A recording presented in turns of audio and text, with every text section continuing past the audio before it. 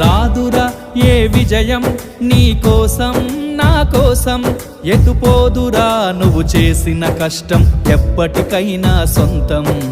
కాలంతో పయనించేవాడికి కానిది ఏముంది, సాధనతోనే సాధ్యమవ్వునని సదాశయంతో సాగర ముందుకు. రాదురా ఏ విజయం నీ కోసం నా కోసం, ఎటుపోదురా నువ్వు చేసిన కష్టం ఎప్పటికైనా సొంతం.